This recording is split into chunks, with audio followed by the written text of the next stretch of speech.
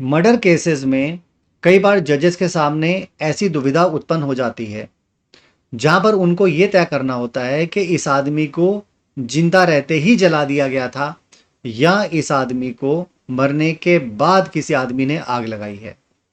अब उस सिचुएशन में एक एक्सपर्ट विटनेस जिसने पोस्टमार्टम कंडक्ट किया होता है उसे कोर्ट में प्रोसिक्यूशन प्रोड्यूस करता है, पेश करता है, और वो आगे बताता है कि साहब इसे मरने के बाद जलाया गया या इसे जिंदा ही जलाया गया था।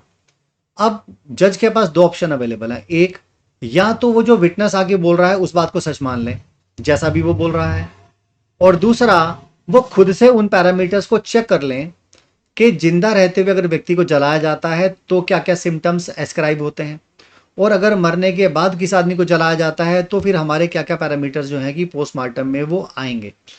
ये सिर्फ जज के लिए नहीं बल्कि एक डिफेंस लॉयर के लिए या प्रोसिक्यूटर के लिए भी एक बड़ा इंपॉर्टेंट टॉपिक है, जो ये सुनिश्चित करता है कि इस आदमी को जिंदा जलाया गया या मरने के बाद जलाया गया। तो सबसे पहली चेक जो आपको देखनी है या पॉइंट्स जो चेक करने हैं वो ये कि अगर जिंदा जलाया गया है और उस आदमी की मृत्यु कुछ समय के बाद हुई है तो वहां पर जहां पर भी जलने के निशान थे, जख्म थे, वहां पर साइन ऑफ रिकवरी हो सकती है, और वहां पर एक लाइन ऑफ रेडनेस होती है, मतलब जख्म के चारों तरफ एक लाइन बनती है जो कि लालिमा लिए हुए होती हैं, जो इस बात का इंडिकेशन होती है कि जख्म भर रहे थे। तो जख्म तो जिंदा लोगों के भरते हैं, मरे हुए लोगों के तो भरते नहीं। तो पहला तो डिफरेंस ये हो गया।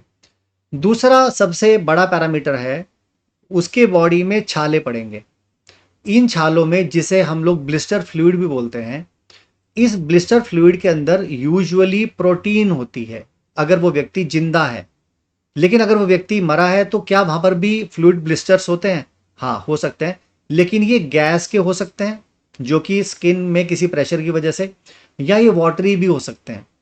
तो दोनों में डिफरेंस ये है कि अगर जिंदा जला है तो फिर प्रोटीन रिच छाले, ब्लिस्टर्स होंगे, और मर के अगर जलाया है, उसे मरा हुआ है तब जलाया है, तब उसमें गैस के बबल्स हो सकते हैं या वाटरी भी हो सकते हैं। फिर आती है बात कि अगर वो व्यक्ति जिंदा जला है और वो सांस ले रहा था तो धुएं के जरिए जो कार्बन सूट्स होते हैं, जो धुएं में काली होती है, उसके सूट सांस में, गले में, ट्रैकिया में, नोस्ट्रिल्स में यहाँ पर मौजूद होंगे और वो पोस्टमार्टम में मिलेंगे।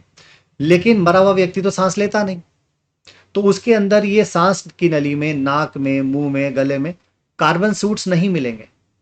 ठीक है।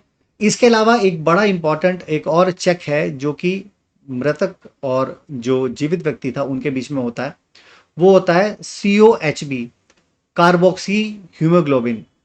जिंदा व्यक्तियों में कार्बोक्सी हीमोग्लोबिन हाइयर होता है, लेकिन जो मृतक लोग होते हैं उनमें कुछ चेंजेस होते नहीं है, वो लोअर ही रहता है, वो नॉर्मल रहता है, जैसा था वैसा ही रहता है। तो दोस्तों, इस मेडिकल जूरिस्प्रूडेंस का जो मैंने आपको ये पैरामीटर्स बताए हैं जो ये बता पाएंगे कि इस व्यक्ति को जिंदा जलाया या मरने के बाद वो जलाया, मैं समझता हूँ क्रिमिनल केसेस को डील करने में आपको बहुत ज़्यादा मदद करेंगे।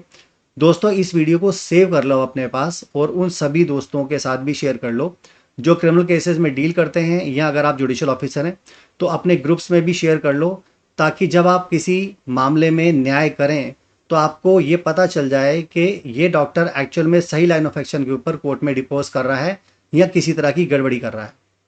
तो जिन लोगों ने मुझे मेरे इंस्टाग्राम या यूट्यूब के चैनल्स पर फॉलो नहीं किया है, वहाँ पर भी फॉलो कर लीजिए।